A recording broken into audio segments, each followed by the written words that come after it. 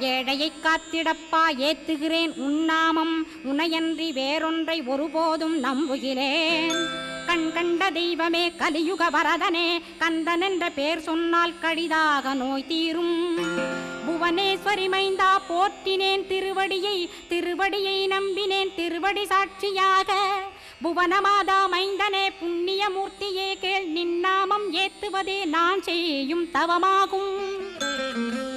நாத்தழும் பேரவே ஏத்திடுவேன் நின்னாமம் முருகா முருகாவென்றே மூச்செல்லாம் விட்டுடுவேன்.